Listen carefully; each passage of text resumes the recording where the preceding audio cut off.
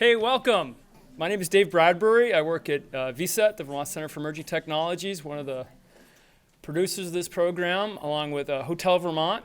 Lauren here and Hans may be here tonight too. So, and also our media partner here, the Media Factory, which is really important that this is videoed and shared. It goes into 50,000 or so different households around Vermont that we don't normally get to. It goes across public radio.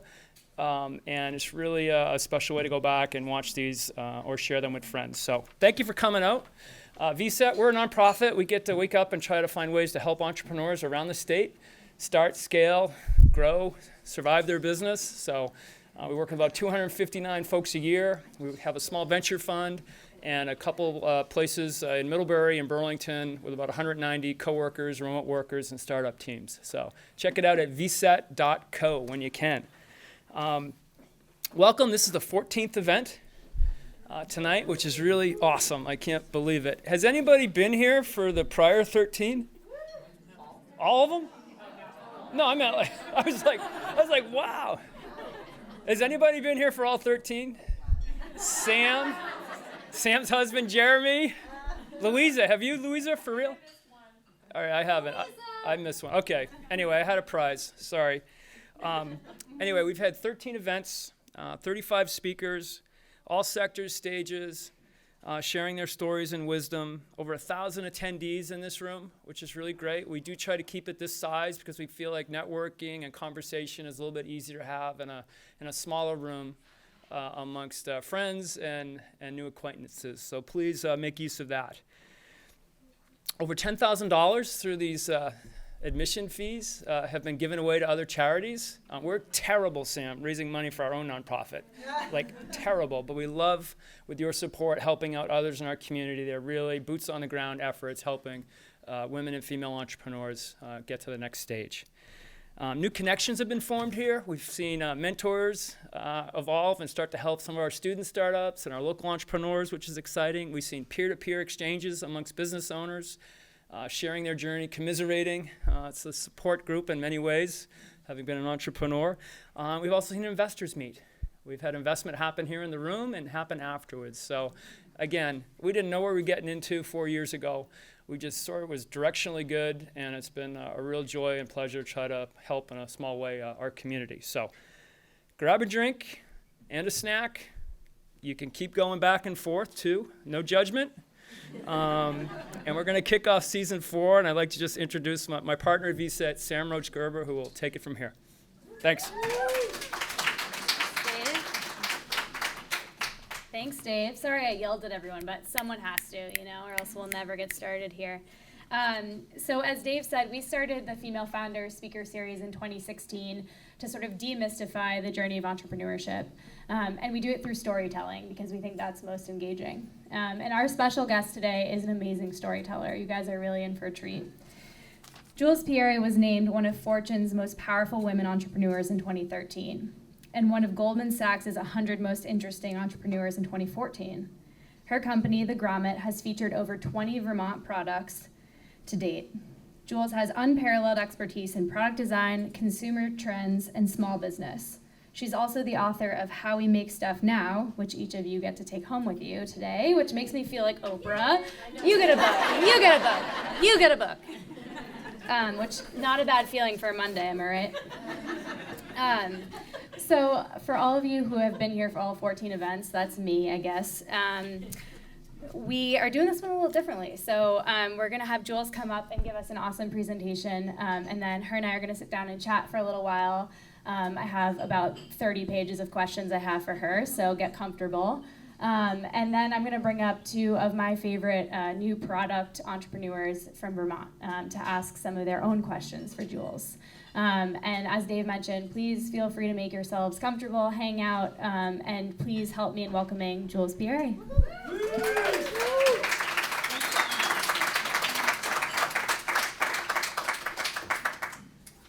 It's so warm and cozy in here. It's the greatest. I was in New York and Tampa last week, and I'd rather be here, as nice as those places are, and I'm really happy this is my last scheduled business trip of the year, so this is a great day for me to be here.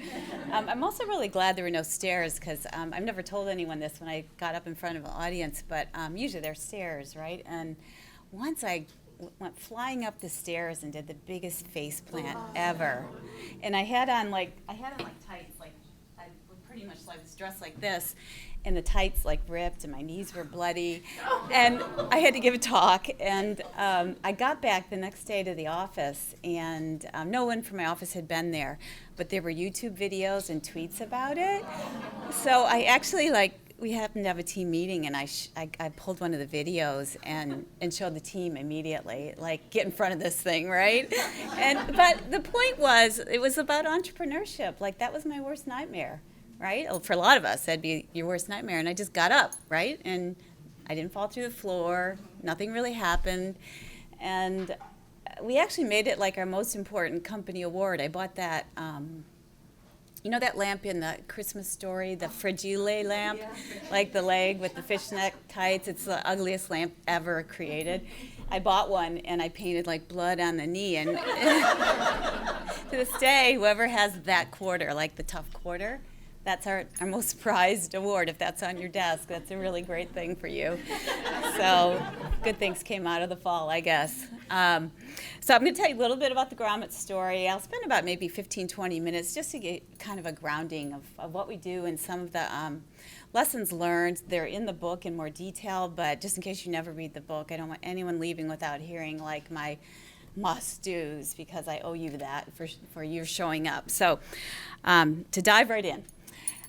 In October 2008, the 20th to be exact, I was sitting in this converted house. It's an office in Lexington, Massachusetts, and I pressed a button that forever changed my life, because that was the button that I pressed to take the Grommet website live.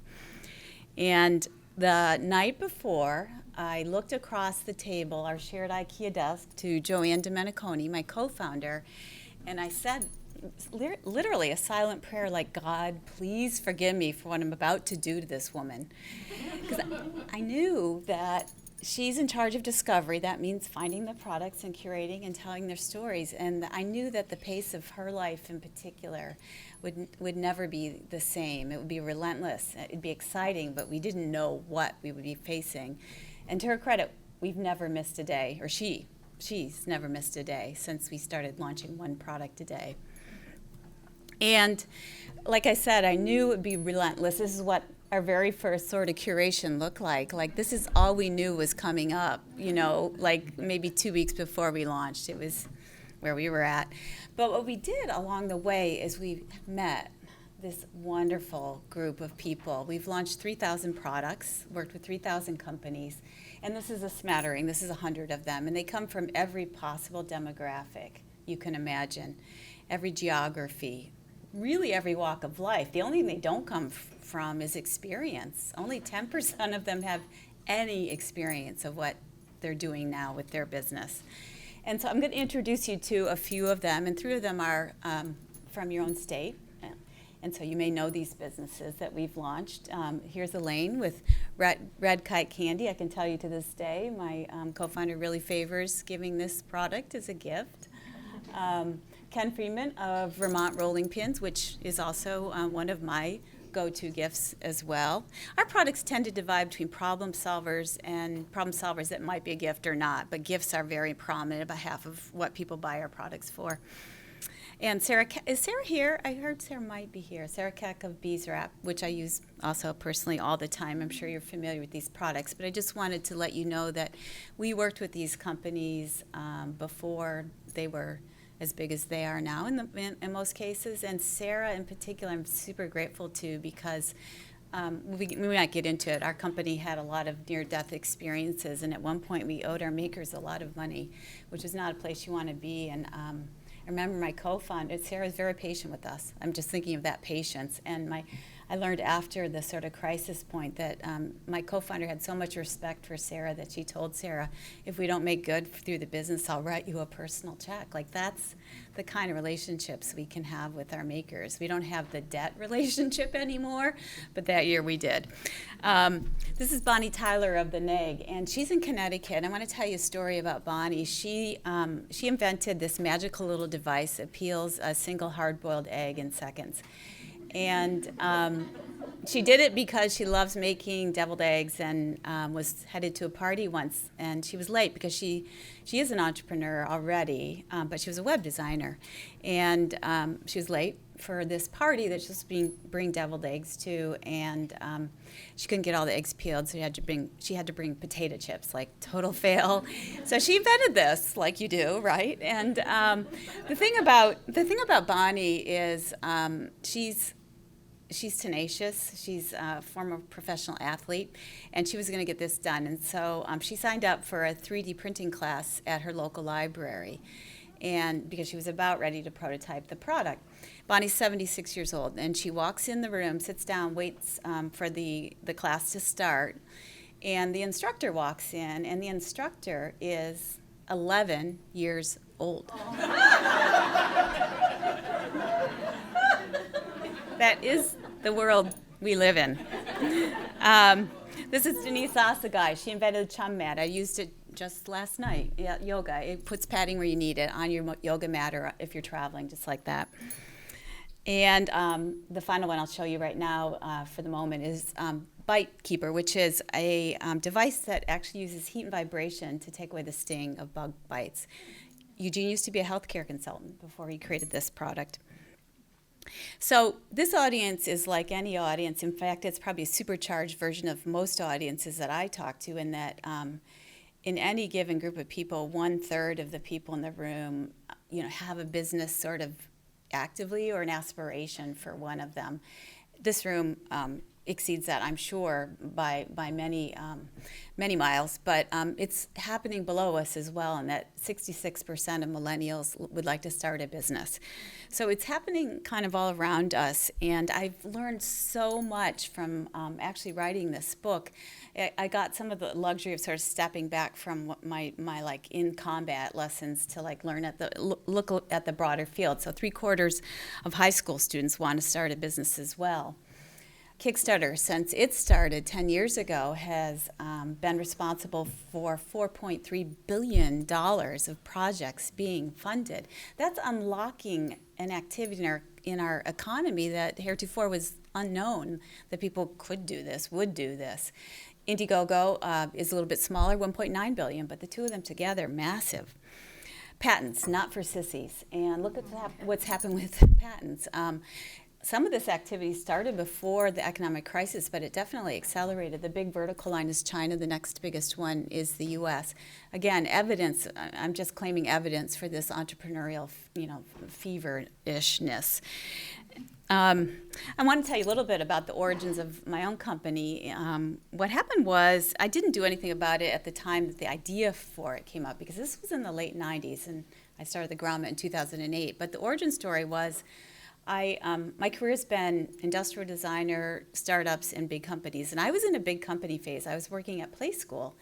And I noticed that our best new product ideas didn't make it to market. They just fall off the table. They wouldn't get beyond early production or prototype. Made no sense because we had great R&D capability. I went to my boss. At the time, I was kind of new to that industry and said, what gives? And she's famous now, Meg Whitman. I worked for her in 3 companies, but she wasn't famous when I worked for her. She hadn't yet run Hewlett-Packard or eBay or run for governor of California yet. She was just Meg.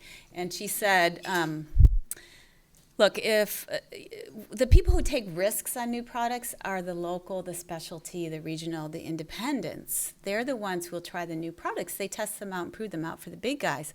But they're getting really, really decimated. So today, we can't make a product unless Kmart, Target, Toys R Us, or Walmart want it. And that just really pissed me off in the late 90s, and I sort of stayed pissed off, I guess, for about 10 years. But then I set out to do this, essentially level the playing field so that the best products could win, because it seemed to me criminal that if I could predict the sort of ability for all these new products to start getting invented. Mainly a technology story, frankly, but they'd be all dressed up with no place to go. Retail wasn't ready for them. Retail wasn't ready to take the risks. So that's why we started, and we just started marching, and we've launched a lot of products. You'd know, you probably half of you have a Swell water bottle.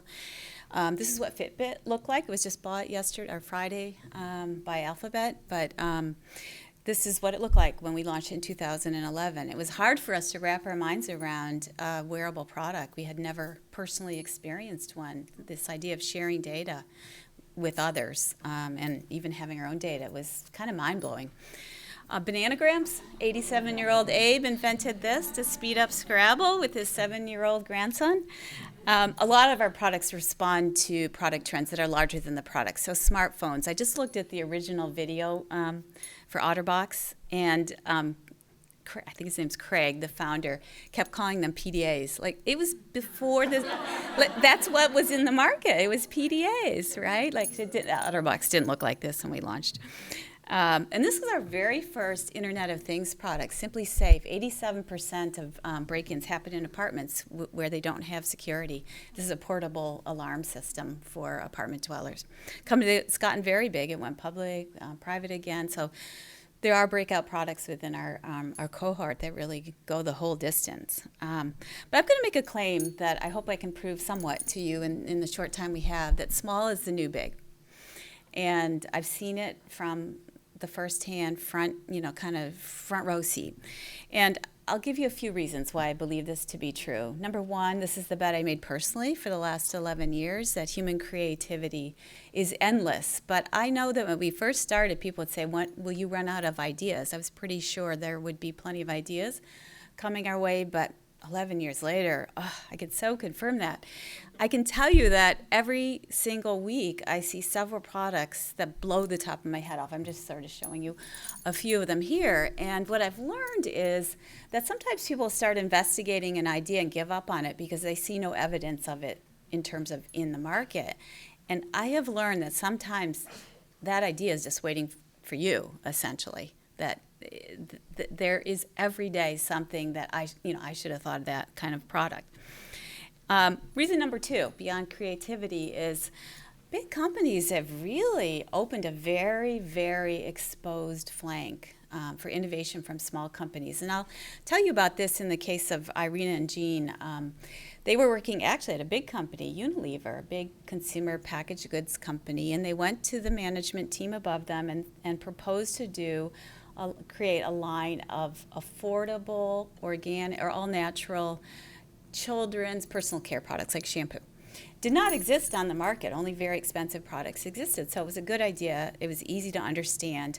But here's where big companies eat their young. Irene and Jean were told, great idea, guys. Now prove to us that it can get to 100 million in sales year one. That's the whole story right there.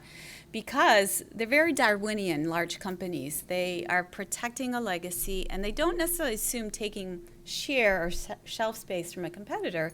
They assume they'll knock their own products off the shelf, and this better be better than what's already there. That's kind of the mindset. But for a young company to have $500,000 in sales the first year, home run, right? Very different hurdle rate, and that's what opens up the doors to innovation. Number three, it's kind of a corollary to this, but a lot of large companies have been spending too much on marketing, propping up old brands that are not contemporary, instead of spending it on R&D.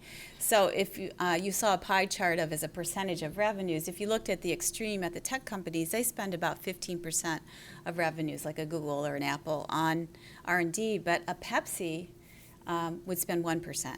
So it's very hard for them to be competing.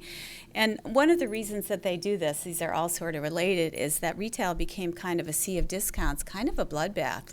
And so when that happens, retailers put all the more pressure on their suppliers. So don't get me wrong, it's not that people in large companies don't want to innovate, and they have massive resources to do so.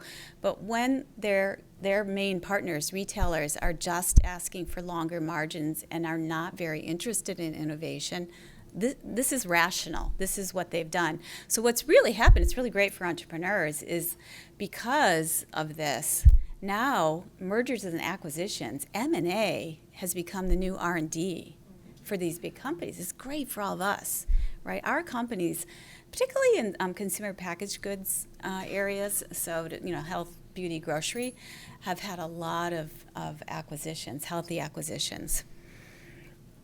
So I'm going to, like I said, I promised to give you some lessons from the book. Whether you ever read the book or not, I don't want you walking out of here without knowing at least kind of my top stuff.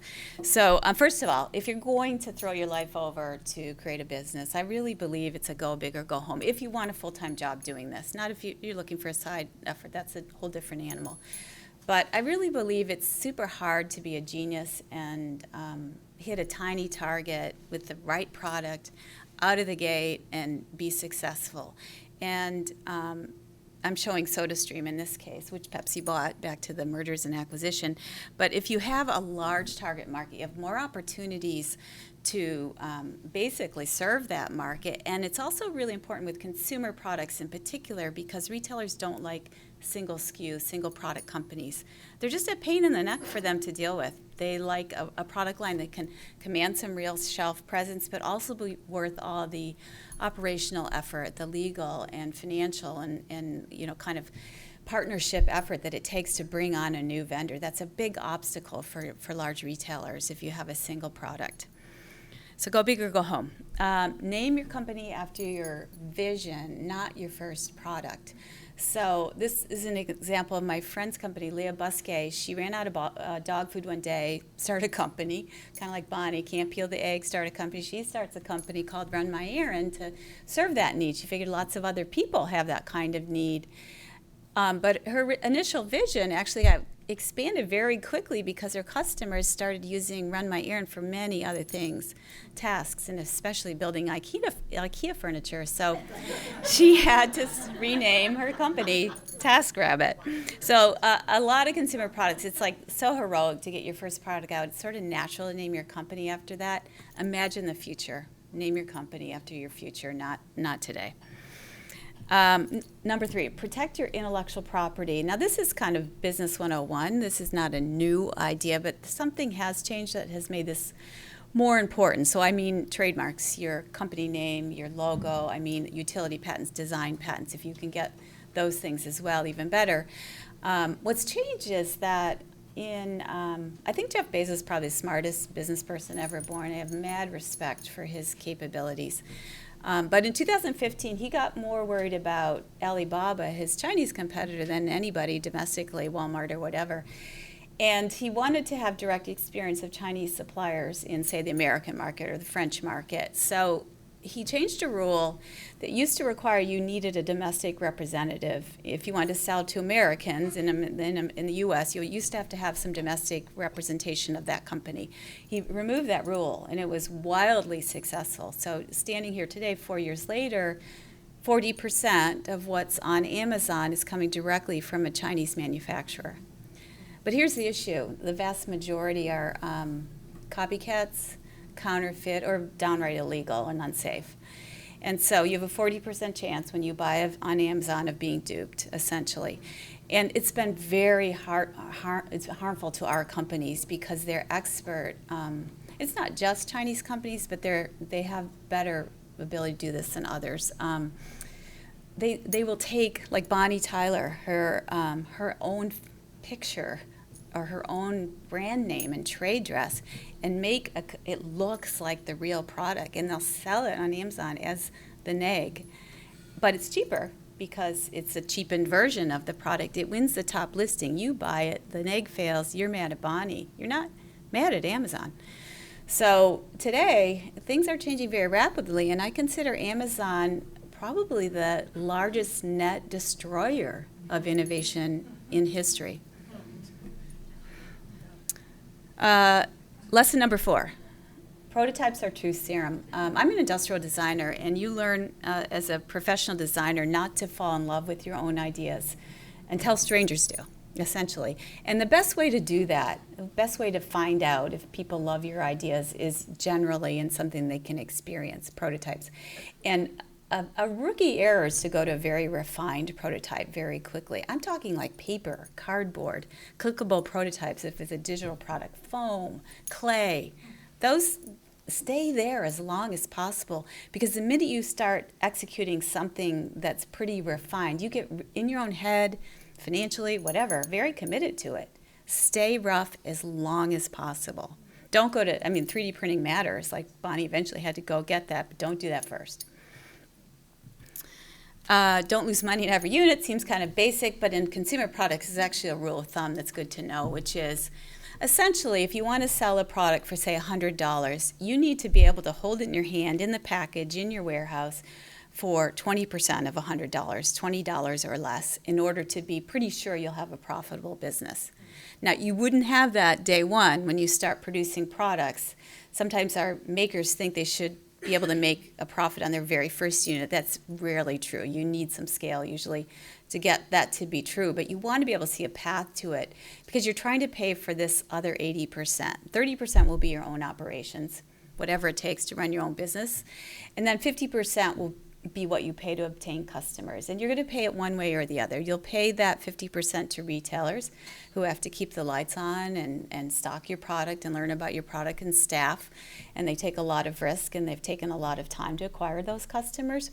Or if you go direct to consumers, which you hear a lot of advertising talking about, like, we cut out the middleman.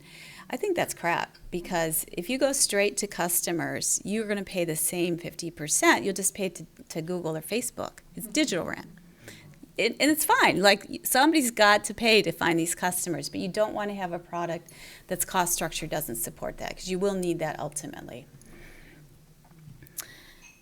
So I'm going to wrap a little bit before we get into our little talk, Sam, but I do want to leave you with a couple thoughts about how I think about the world, because we organized our company around values in terms of when we curate products. That's one of the filters we use, and I'll leave you with a couple of thoughts on that. First of all, or two actions really. Think about the values that matter most to you. It's not the same as you to you. Like, it could be somebody cares about supporting products from underrepresented entrepreneurs like veterans or people of color. It could be you really care about a sustainable lifestyle. It could be you really care about social enterprises or made in the USA or lifetime guarantees. That's what I mean by values. Think about what really matters to you. That's number one. And then act on it. And I think you can act on it really simply with just 10% of your budget being very intentionally directed at what you really care about. It's not feasible to spend your entire consumer budget that way. You can't buy a car that represents all your values. But 10%, anybody can do that. It means maybe eschewing some of that Amazon budget and walking down the street to buy local. It means maybe going directly to the brand or to a established retailer online who protects you from counterfeits. But it means thinking about when I spend this money, where is it going and what is the power it has? Because we control the economy. We control 68% of the economy. And there is an untold joy in these companies, their creation, what they bring to the world, the jobs they create, the innovation, the values they represent, but there's a joy in supporting them as well. So that's my challenge and my hope, that you'll take away this thought of the 10%, because so much of life takes 100%. This doesn't. 10% is incredibly powerful. So we can kind of repair over to questions? Yeah, let's chat. Okay, let's chat.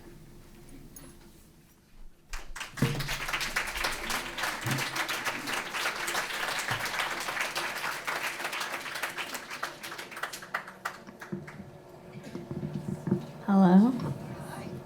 Haha, you guys want to ask questions, but I get to. Does that mean? Am I being so mean tonight? I yelled at you guys at the beginning. Now I'm yelling at you again.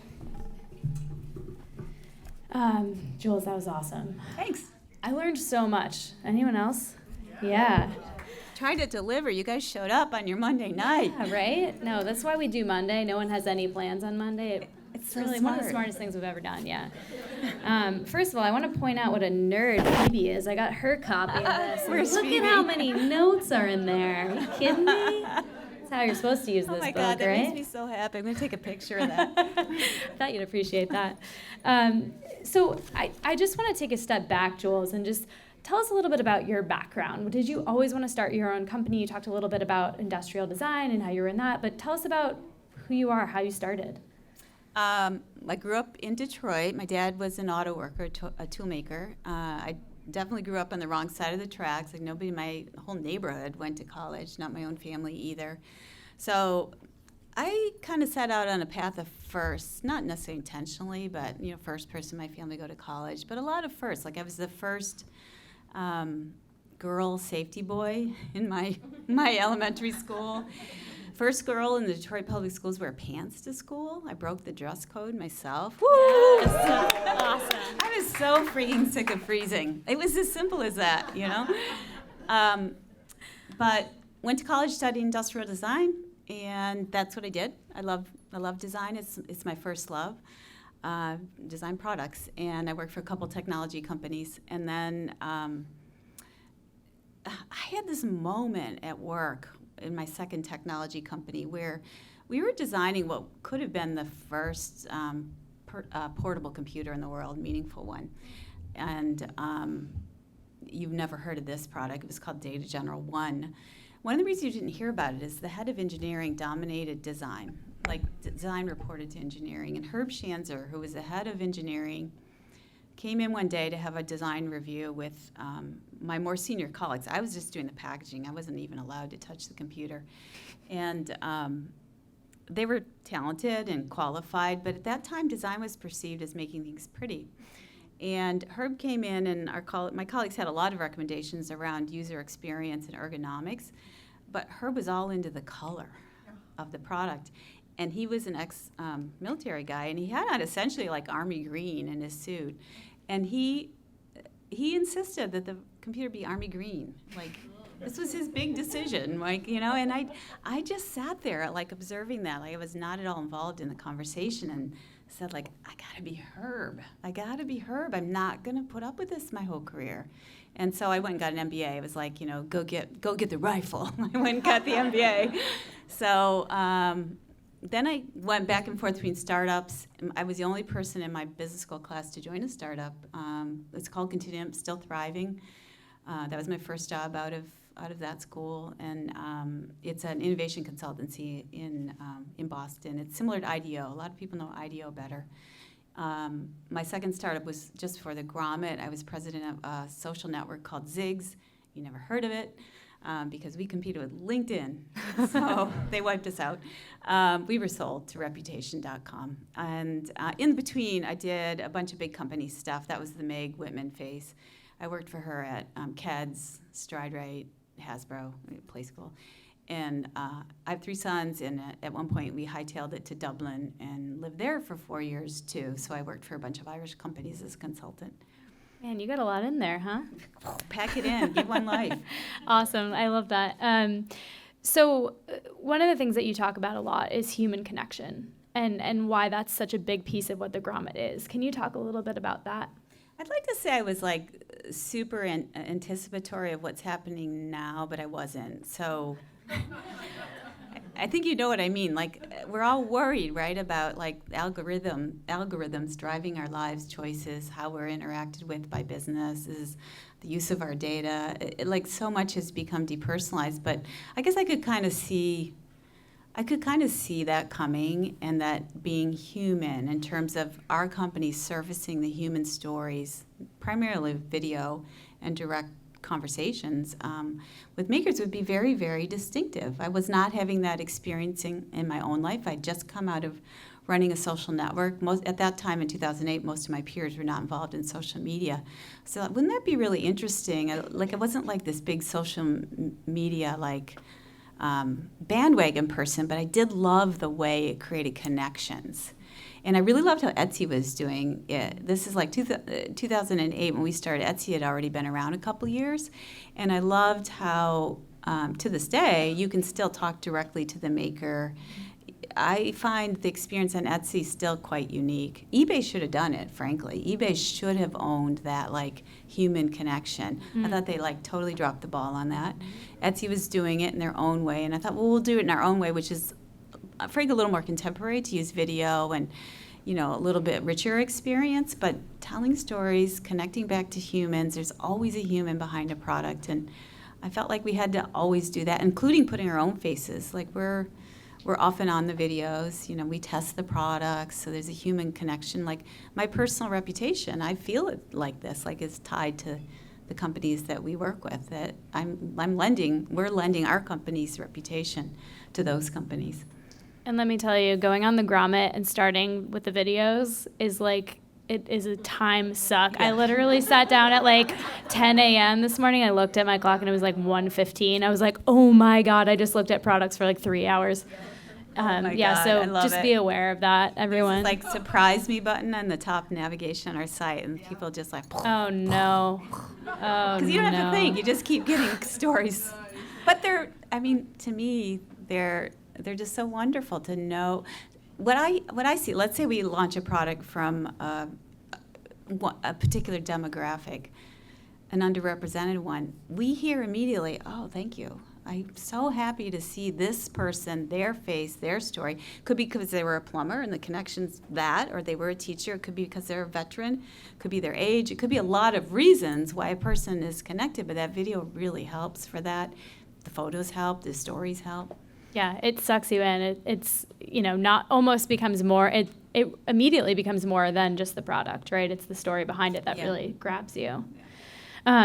So I want to take another step back and just what happened between, oh, I'm so angry that these products aren't getting where they need to be, to I'm going to start this company?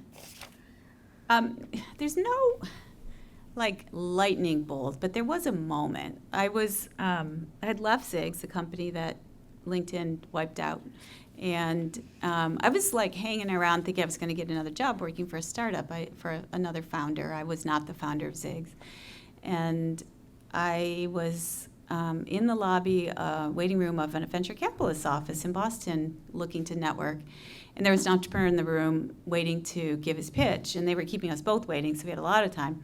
And I told him about this problem of there are going to be all these really innovative products like we've never seen before, and retail isn't ready for them. There's no new way of launching products, and it's terrible. It's going to be a sacrifice for all of us, and we won't even know we're making it, that there could be better things and better companies. And he said, you should do that. That like, it wasn't my lightning bolt. It was like this guy who looked pretty savvy telling me that. And I'm honestly a fairly confident person, but I was not confident in this area. And to have this guy, I've never seen him since, to say that was really important. I was getting on the plane that night to go visit my oldest son at college, and I wrote a pros and cons list of what do I want to do this, start a company. And then on the ride, the plane flight home, I was reading their alumni magazine, and they had all these stories from entrepreneurs, and not one of them was ready to do what they did, not one. And I thought, I'm as ready as these people. Like, so it was like all this little game of inches for me. It was, I went home, and because I'm a designer, I drew a picture of the sort of technological and behavioral and cultural trends that would enable this business. I still have the picture. And it was things like people are going to have information overload. There's going to be paradox of choice. People are going to want to support, this is late 2007, products with values. Video is going to be important. This YouTube thing looks interesting. Like, that's the kind of stuff I was drawing. And then the next day I did a really back of the envelope projection, and I was solving for one number. If we're going to launch one product a day, and I had an ambition to have a $100 million revenue, top line revenue company, just given kind of some assumptions I made, what's the volume I need from that company every day when I launch? Like, how many units? Because I had been in manufacturing, I knew a little bit about production runs. And my survey says, like Crazy Model said, 1,500. I was like, that sounds reasonable. So then I went to MIT to a craft fair because I said I'm going to find the most Neanderthal difficult product to make at a craft fair and go Neanderthal in I didn't mean that in a negative way, but just super hard. And I found Brooke Stanton with these double dip dye silk scarves that were really laborious to produce in her basement with big vats. And I said, Brooke, if somebody were able to do a huge production run for you or sale for you, a big order, what would kill you? And how much time would you need? And she said, well, I think 600 units would be my limit, and I need about 3 months. And I'm like, I'm in business. Because if Brooke can do 600, and we mostly have manufactured products, that 1,500 seems reasonable. So that's another step. It's all these little tiny steps where I was still working consulting to a startup at that point and deciding if I was going to do this. In fact, we just had our 11th birthday, and the administrative assistant, I was sitting in a venture capitalist office because the startup was there, and showing up there to work every day. And she saw our 11th birthday post, and she said, I saw your company get born, didn't I? Because she's right. I was sitting in that cube will I, won't I, will I, won't I? And that it was like that for a long time for me, for months, at least 6 months, I'd say. Yeah. Wow. So one of the things that we always talk about at VCET is to our entrepreneurs is make sure you're solving a problem, right? That's huge. How do entrepreneurs know if a problem is big enough? I think you really have to quantify it. You can't just talk to your mother and your brother because they're all going to tell you you're going to be a millionaire, or they're going to discourage you, one or the other, depending on the type of family you come from. And so I like to quantify it, and I would say, there's some basic things you can do if it's a consumer product, and this is where Amazon is your friend. You can look at trends and rankings of products and see what the holes might be, what the reviews are saying, to give you a sense of do people buy this product area. Google Trends is really good. What's the problem you're solving? Search for that search term and see how many other people are searching for it. One of your best friends is actually, we were talking about this earlier, small business development centers. You have them here. We have the best one ever. I didn't even know you were here. I swear. I didn't know you were here. So, they have access. It's hard to figure out government data, right, to quantify a market. This is one of the things, many things they can help you with. It's like your tax dollars at work. Go there. So I again, to go big or go home, that's what I'm really talking about. Is there a large enough target market so that you have many chances, shots on goal, but many products as well. And again, the assumption is a full-time job. This is, you want to throw over your day job. If you're looking for a side gig, a side hustle, that rule doesn't matter. You can happily pursue a much more niche market. So one of my sort of favorite things that you mentioned in your book, and you talk a little bit about, is, we hear all the time, go with your gut, right? Oh, yeah. And that is something that you don't necessarily agree with. Can you talk a little bit about that? Yeah, this is less about just straight business and just life, but... We're here for that too, right? Is that just me? No, stuff matters. And so maybe I'll back up a little bit. It's really important to me to live without regrets. And I've rarely regretted anything I did. Occasionally I've regretted things I didn't do. But especially on an entrepreneurial journey or just a rich life, you often have to make choices that are not comfortable. You're often having to make the choice that's harder than the alternative. So it could be making a move, a geographic move. Sometimes in a corporate career, it's taking a lateral job change instead of promotion. The promotion looks good, but the lateral is what you need. So sometimes, it doesn't feel good to do that, but it's the right thing to do. When you're young, it can be things like, trying out for sports teams or plays and that kind of thing. Those are harder than not doing them. But in life as an adult, you know what those are. This is the easy choice. This is the hard choice. And the people that I consider that look happiest to me are the ones who, they aren't fearless. Everybody has fear. But they're the ones who can walk through that fear, right? And So this is where the how does it feel thing comes in. My own experience is when I'm facing something hard, or just like my ordinary life, things come up that make me scared. And I think we all have a physical tell, or most of us do. I do. My stomach's my tell. Like my stomach churns if I'm unhappy, or not unhappy. I'm worked up about something, and this happens frequently. Like every week, this happens. This is not a rare thing.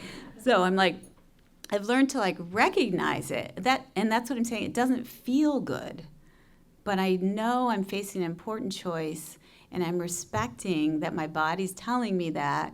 And then I put my brain to work because, all right, my body's upset. That's not going to make a decision for me. I put my brain to work to say, okay, if I pick this hard choice, what's the worst thing that could happen? And then I let my rational self take over. And I'll live in that worst case scenario just to make sure I'm okay with it. Usually it's okay. I think I said in the book, I have a very loving brother. We're Irish twins. He's only 14 months younger than me. And he...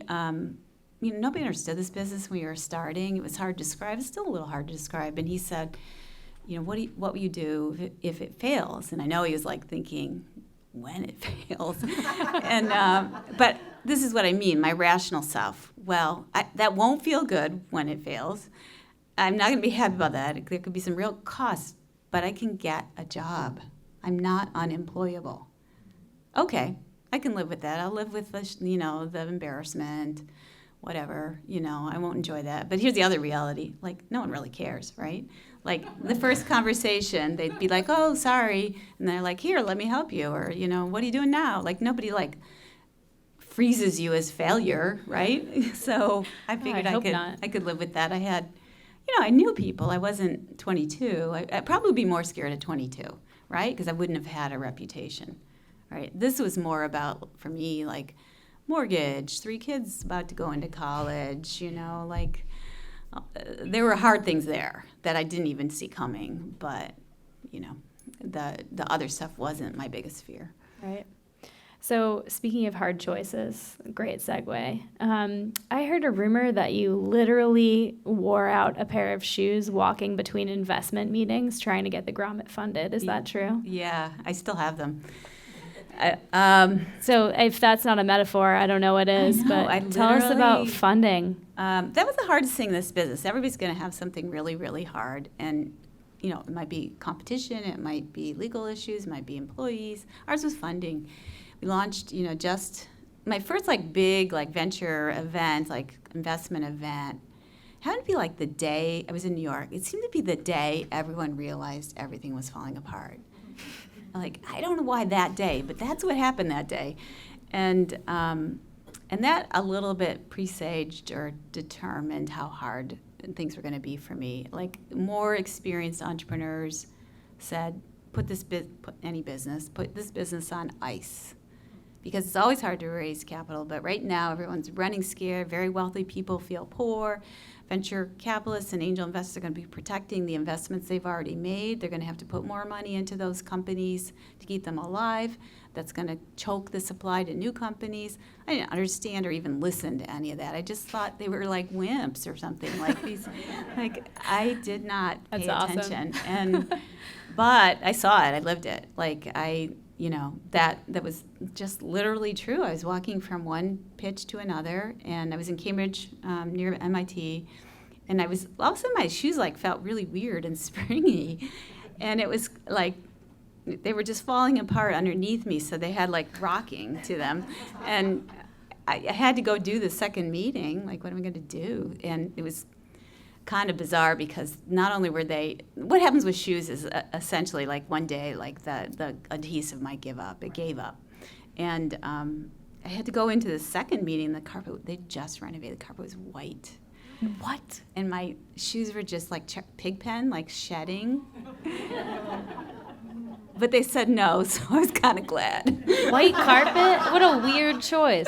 That's not an investor. You walk in, you see white carpet, get out of there. That's get out of there. Just get out. Yeah. Right. They're not working, right? They're No. not even working. They're not even going outside. That is bizarre. Do they all have slippers on or something? Yeah, kind of Japanese by the door. Yeah, I love that. Yeah, Actually, that would actually be cool. We're gonna start doing that at VCET. Dave, thoughts? Yeah. So I just want to, before I bring up some entrepreneurs, I just want to talk a little bit more about the Grommet today. How did you guys scale? How many employees do you have? What's next for you guys? So we're 100 employees. Wow. Yeah, 100 jobs plus. Yeah. Thank you. I'm really proud of that. I'm proud of creating great jobs too. And I saw a new Glassdoor review from somebody who'd left, and he talked about how we set him up for he or she set him up for their career, and they said specific things, and that made me so happy. And I'm very happy about the jobs by association we've helped create, because we really do often make a difference in a company's trajectory. Probably the biggest weird thing about our history, or recent history, is that Ace Hardware made an investment in the company in 2017. So for some people that's totally logical, and for some people that's just like, what? So if it's logical because you know they're a co-op and they're all locally owned. And it's logical because they try to buy local products. It's logical because they're trying to compete with the big box retailers with distinctive products and service. And we have a wholesale business that we'd introduced where we sell to retailers, local retailers. Again, trying to help Main Street, like we're trying to walk the talk, not just be e-commerce. And they were a big customer because they were buying locally. Like these owners were buying from us, and it was successful. And we put in a more organized program, and that worked. So they ended up making an investment. That's awesome. Did you approach them, or did they approach you guys? So we had 250, they have 5,000 stores, and we had 250 of them with this beautiful wooden display. You can still find them, just more of them now, in their stores, where they would sort of organize the grommets, because you wouldn't know, oh, this is a special product. It's like in the plumbing aisle. Like put them all in one place is a good thing for these companies. And it was really working. The customers' behavior, basically, the customer they brought in, the grommets brought in was what they wanted and helpful. And so they did ask me, do you need an investment? And we didn't at the time. And then essentially we did, and I called back. And the did was actually a kind of one of the hardest moments in the company's history. So I told you about like all the struggles and economic crisis. I kept the company alive with angel funding, small checks, very painful way to keep a company alive. And then it just is. You can't make commitments, and then, you can't market. You can't do a whole lot. So we just were heroic for 4 years. And I mean the team. I don't mean me. And then I'll shorten a long story, but essentially a large Japanese company, Rakuten, invested in the Grommet. So we had our first real investors. And that was a great relationship. And they were very respectful and pretty much hands-off. It was a beautiful thing. And until it wasn't. What changed was that, rightfully so, the founder, who's still the CEO of that company, got worried about having the Japanese market be too constrained and wanted a real international presence and lots of global businesses. And so he had been making all these investments and acquisitions, like they bought Viber, they bought Kobo, they bought Ebates, and some business you wouldn't know, maybe overseas. And all of them were operating under their own names, and they had invested in us. And then basically there was an edict one day. He wrote a $250 million check to put their company name on the soccer shirts for FC Barcelona. You see that now, Rakuten, and also Golden State Warriors. And he had to back that up. Like, you need to have brands that have that name on it then. They can't be all these, So there was an edict that all the companies, the investment companies, would change their name. And they all did, 59 of them. One didn't, us. And it was hard, though. I was like, Tiananmen Square in front of the tank. Like, they just didn't believe me when I kept saying, no one's ever said no to this man. He's the richest man in Japan. And they just don't say no. And I kept saying, here's why. The company will die. We are, for us to be this Japanese multinational, nobody's going to understand that. They're not going to trust us. And we're independent. They're not going to believe it. So the deadline was July 1st, 2016, and I didn't do it. They really thought I was going to, and the CFO, I told them Ace Hardware is investing, we're big boys and girls, let me go do that. Let me just take this problem off your hands. And they had rejected that idea, but then the CFO called me on July 2nd when I didn't change the name and said, call Ace Hardware. So Ace Hardware got a nice deal. Because Wow. I called Ace Hardware, if I was going to keep the company going independently, I needed help. Wow. Good reminder not to burn those bridges, huh? All right. So before we close up here, I want to bring up two of my favorite young product companies in Vermont. Layla and Heather, will you come join us up here? Oh, you're sitting right in front of me.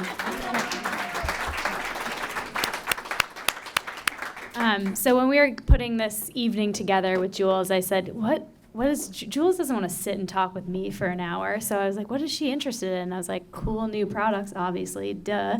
So I called up these two awesome women and said, hey, would you guys mind joining us for a couple questions? And they said, absolutely. So what we're going to do is I'll have each of these folks give a quick intro of who they are and what their products and businesses are and do, and then give them an opportunity to ask Jules a couple questions. And then I'll try to open it up and give you guys an opportunity to ask a few questions too. I know we're running a little bit short on time. But if you want to start, Heather? Yeah, I think I've got my 30-second down. So I'm Heather Dalton, and my company is Stroll Runner, and I invented a jogging stroller attachment that allows parents to run hands-free. Nice.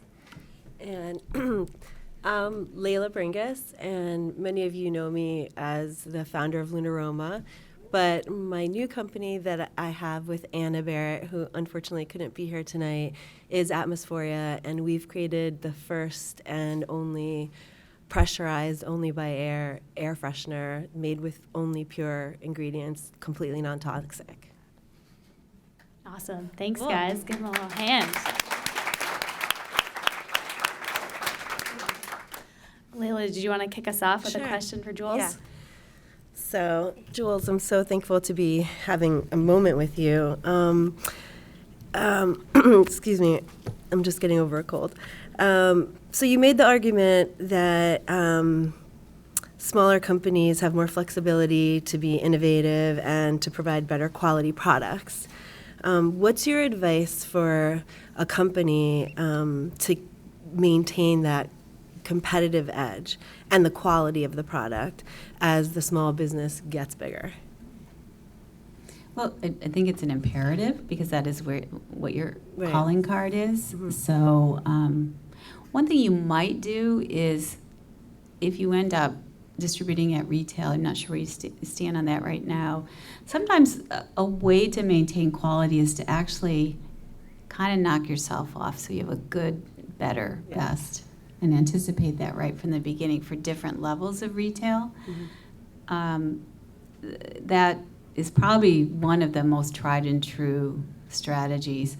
But if you don't want to do that, or that's not reasonable in your segment, then you have to protect that quality fiercely, because I believe when you're starting a company, and this is true of any company, you should only be investing at first when you have almost no resources in what makes you distinctive and competitive, right? Like, it's so easy to do everything, but like in our case, for instance, like shipping was not something that would make us competitive, even Yeah. how we marketed wouldn't make us competitive, but curating great stories and telling stories well and great products. So that's all we invested in for 4 years when we were in that like starvation phase. And so that's when you have to preserve forever. Like, you kind of just don't have a choice Right.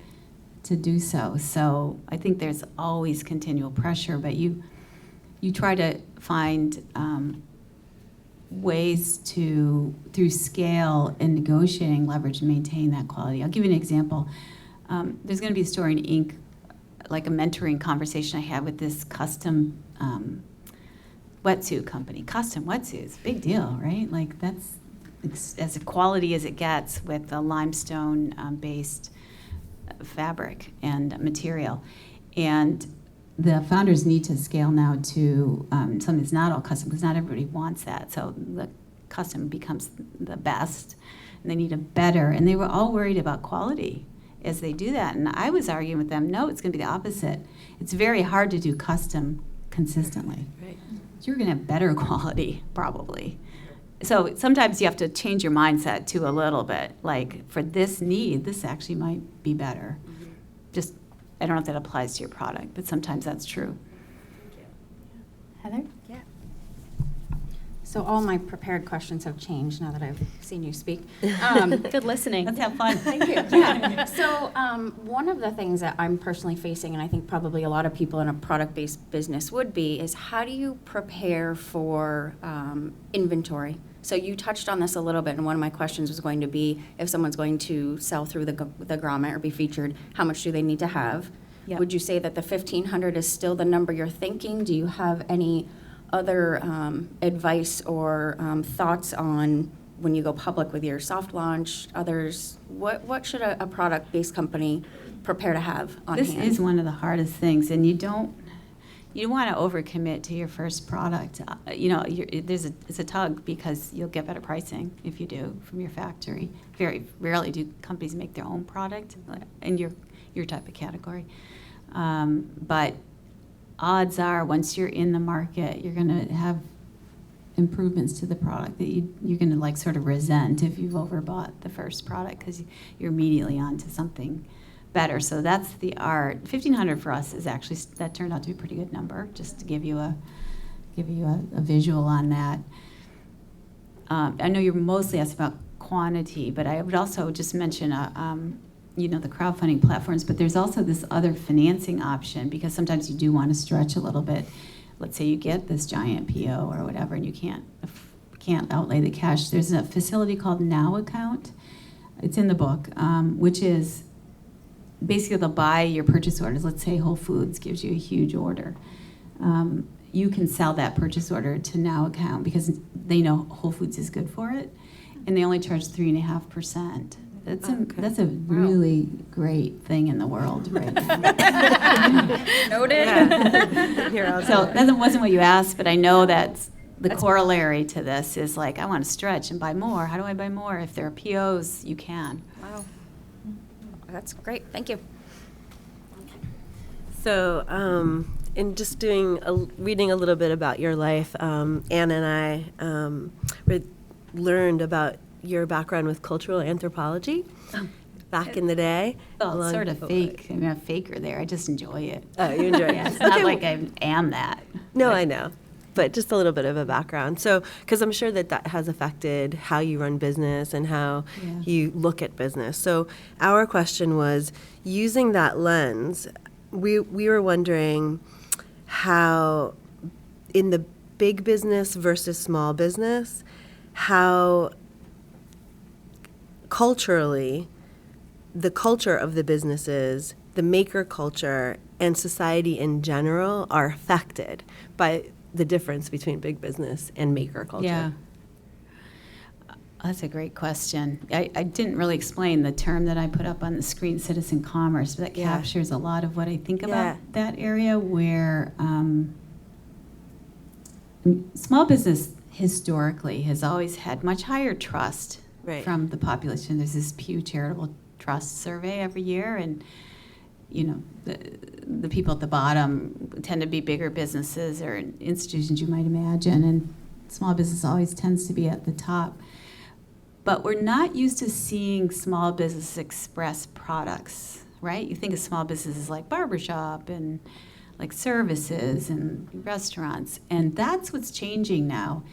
And I'm kind of winding around answering this, but I've got a lot in my head on this one. I think about people getting now trained to expect small businesses to deliver better products. And I'm think about yourself on your social feeds. If you're on Instagram or Pinterest or Facebook, you're seeing all these like, who is this company? And this looks better. This looks interesting. So we're getting like this training that's interesting. I think the crowdfunding platforms did that already. Like, there's something going on over here. I should pay attention. And then Shark Tank alone. Like last night, Max, this kid I met at a thing in Tennessee, was on Shark Tank. He's like 14. And if you listen to podcasts, who's advertising on podcasts? It's the largest growing segment of advertising, and it's a lot of upstart companies. Simply Safe. Simply Safe. Yeah, you're right. They're on 99% invisible all the time. That's one of mine. You're right. So we're getting like trained, like, oh, we should expect better, but then we go to retail and it's not there, right? And that's the gap to me right now. Like, Yep. and you're not, later on when you want that really cool umbrella, you can't remember the name of it, so you can't find it. You can't search for it in the usual Amazon site. You just can't search for it. So, I mean, that's honestly part of the gap we're trying to solve. But I'm loving this. This is new. Like, when we started business, there was nobody doing this education. Nobody knew crowdfunding yet. They didn't exist in the case of Kickstarter. And I'm loving this, like, education. And then I'm looking for local retail and ourselves and other good players to fill the kind of the demand that I think is getting created. And obviously the people are creating the products. Yeah. Thank you. Heather, you got one more? Yeah, I do. So I saw your blog that came out recently about the shipping and how Amazon is like storing packages on roadsides and going through things. Yeah. To that, do you have feelings on sustainability efforts around packaging that people use? I know that when I get something personally, if I shop online and don't go down to the store, and I get a box that's really exciting, it says, I get my new running shoes, and it says, get excited, and I can't wait to open it and see it. How important do you think packaging is these days to the overall customer experience? It surprised me how important it is. Obviously, we ship online, and we recently, in the last year or so, we print the inside of our boxes, like, thanks for supporting this small business. And I started seeing an impact in our we get customer data every day, like qualitative, comments from people who ordered, and I'm seeing a real impact from that. All we did was print the inside of the boxes. So that's the branding side. You asked about sustainability, which has to do more with being thoughtful and careful about how you package, which people also notice when I look at customer. Like, I got a Grommet package this week. I was horrified. Everything was sort of crunched, which is not good. The products were fine, but the box was crunched. But if our warehouse packs things inefficiently, we hear about it. Like, people are very much paying attention to that. It's offensive when something comes rattling around in a big box or has weird. We don't use weird sort of filler, but if you get filler that's kind of offensive, people will say it. Yep. All right, let's take some questions from the crowd here. Dave, are you up for it? I need a microphone. Oh, sure. Do you want mine? You got your wine. I'll trade. Wow. Best deal. Deal of the century. Thanks, Gerbs. Question. Hi, I was just curious, it's kind of a question around competition and how you kind of manage that. The Grommet has done a really good job of not taking the discounting route of many of your competitors that have launched products and done, 15% off today. How did you kind of put the blinders on and maintain truth to your values? It was hard in the beginning. When we started the business, remember back in that, economic crisis, there was only one other thing happening in e-commerce, which was flash sales, daily deals. And everybody wanted us to be that. Like, they just, I'm talking investors mainly, they just didn't think there was anything else interesting. And I knew better. That sounds so arrogant, but I knew that I love it. overstocks are overstocks, real overstocks, are there during a tough economic time, but they're not a business strategy. Like, nobody wants overstocks to exist, right? The people who made them. And so a lot of the early days of flash sales were about overstocks when there were a lot of them. And I didn't think that was going to last. And so then you'd have fake flash sales, right? You'd have to make fake stuff like the fake outlet store stuff, right? Like, a lot of stuff in the outlet stores is made for outlet stores. You're not getting a deal. And I knew that. I knew all that stuff. And so we just sort of waited it out. But the bigger reason wasn't that. It was that I can't do that to our makers. They need to establish a market price that's fair and consistent. And everything's transparent online. So they can't afford discounts. And they don't need to discount. We've actually not had a lot of pressure in this area, because if we work with makers who are protecting their own price, it's our job to do the same. And we try not to work with people who won't or don't, like who let their distribution, we just can't help them if they let their own business get out from underneath them. And that can happen quicker than you know. Mainly, I mean, I hate to be like beating the Amazon thing, but it's if you sell on Amazon directly on your own marketplace and really control it, you can control your price. But if you sell wholesale orders to people you don't know, that product will show up in Amazon at a discount in 5 seconds. So that's what I mean, where you let it go. Another question? Hi, my name is Angela. I'm the owner of the Tipsy Pickle. I make artisan pickles infused with products from local brewers and distilleries. Cool. My business right now is at the point where it's about to explode on me. So I have the fear that, like you mentioned, where I still have a mortgage, I still have a child, a toddler who goes to daycare. So do you have any good advice on how to kind of cope with that as I make this my full-time job and help with the promotion of the growth of my company to support the demand that I'm currently experiencing? Well, that's a happy problem, though, isn't it? Mostly. That's good to hear. I got advice early on that I only mostly took, not fully took, which was to never let your own personal financial stability be threatened. You might not live high in the hog. You could have some lean years while you're getting through. Like, success can be hard that way if you're throwing over a job to do this. But I guess my main bumper, bowling alley bumper, is there's got to be kind of a no-go zone on your own finances. It's no matter how wonderful the business, it's not worth that level of sleeplessness. It's okay. Like, I had years with no vacations, no anything. That's okay. Right. But I mean serious threat to your finances. It's, to me, not worth it. So if you see that, not just a bridge, but a really long trade-off, I personally wouldn't make it. A bridge, sure, no problem. Hard years, no problem. Congrats. I want some pickles. Is it really more difficult to get into Harvard than it is to be featured on the Grommet? Apparently, yeah. It's 3% of what we see.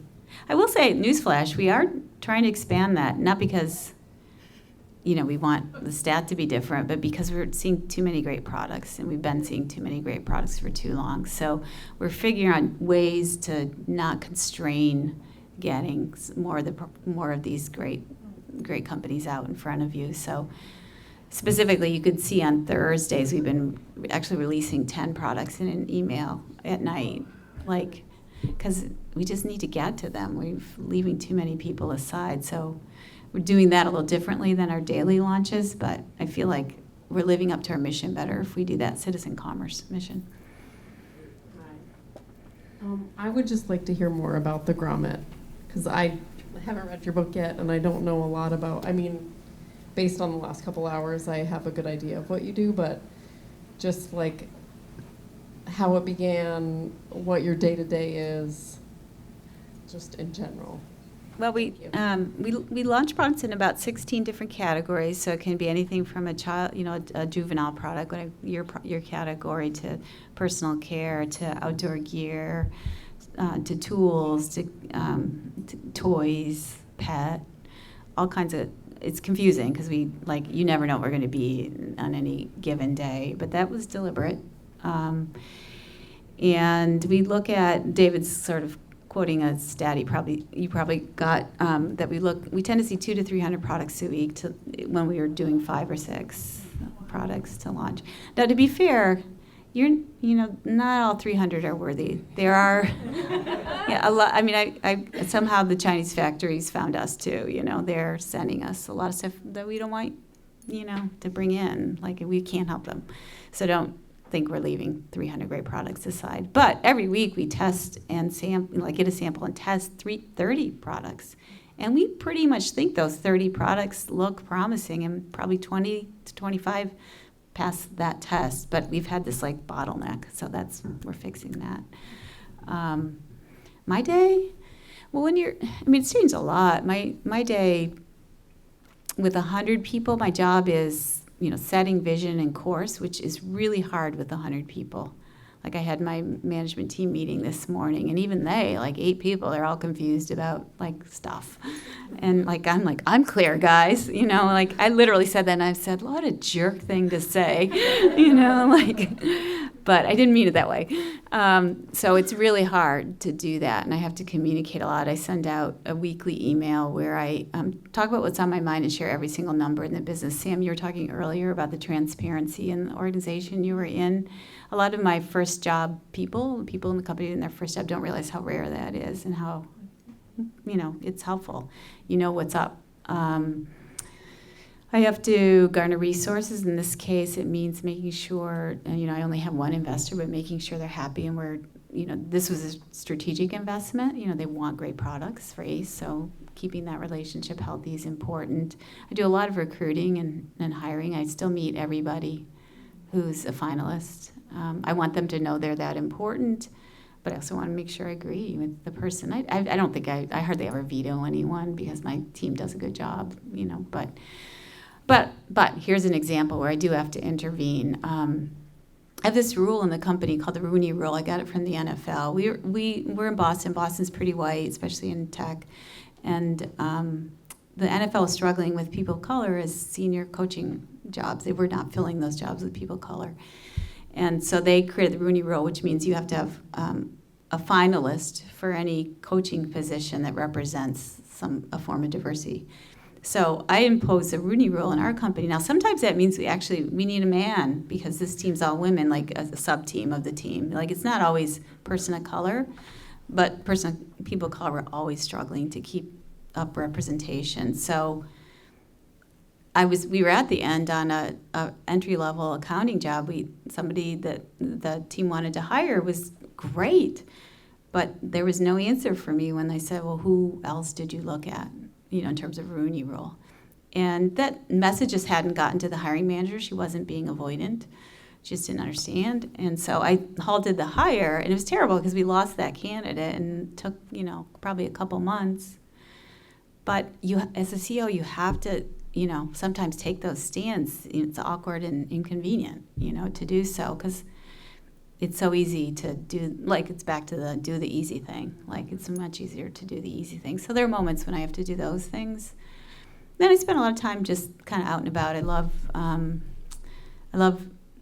setting up partnerships and meeting people in forums like this, like just being out. That's part of my job too. Got a question over here. Hi, I'm Anjanette Lemak with Lemak Inc. I'm a jewelry designer.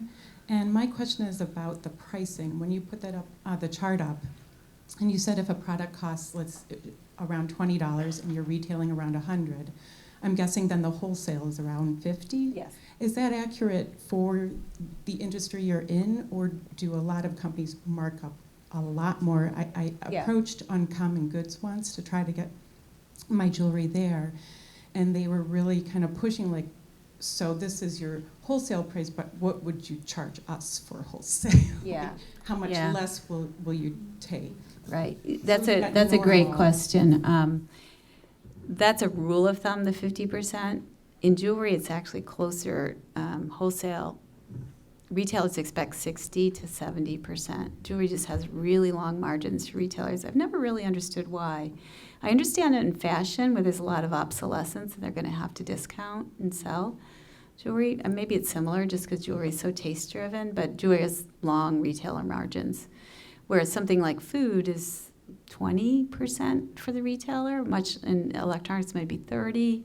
So there are categories that don't get 50% or more than 50%. 50 is just kind of a rule of thumb and true for most categories. But you happen to be an exceptional one. Hey, Jules, Sam is freaking out, giving me all sorts of weird eyes. I've got to give the mic back. But I want to say thank you. Over the years, the last 10 or 11 years, you've taken my calls, you've bought stuff from local entrepreneurs. It was their first big sales, whether it's Seed Sheet or Biddy Bean or, I don't know, did Skida sell on this site too at some point? We did. Yeah, right. Corinne's in the back there and a few others Seriously? here. So raise your hand if you sold in the Grommet before. Oh my God. Right? Anybody else? We couldn't All keep up with you. All right, so I just had to get that out before I give up the mic and basically the control. Do I have So to give the wine back? Is that- I'll take the empty glass now. Dave would try to steal my mic. So one of the things I did want to point out before we go here is that Jules kept saying, if you don't read the book, obviously everyone's going to read the book. But Phoebe also pointed out to me, she's like, and there's a website, and all the resources are on their website. And Phoebe actually called it the book that keeps on giving. So definitely check that out. Don't worry, your resource will be on there that you got real star-yard and excited about. But I just, again, Dave already did it because he had the mic. But I just wanted to thank you so much for coming up here. You know, when you ask someone to come to Burlington, Vermont at the beginning of November, it's the worst possible time in Vermont. This is like our ugliest, worst time. She didn't hesitate saying yes. So that means a lot to us, and I think that's pretty clear here. But thank you again for being here. And thank all of you for coming out to season 4. We never thought would still be going here, but we're psyched that you guys are still as excited as we are. And thank you to our entrepreneurs who came up and were vulnerable and asked really important questions. So please stay tuned for more announcements. January and March events will be announced soon. Restaurant tours and investors are the themes for those events. So if anyone has any questions, you can find me. But again, thank you all for coming out, and feel free to grab a drink and hang out. And then there's probably still snacks if Dave didn't eat them all back there. Oh man, they're gone. All right. Good night, everyone. Thank you so much.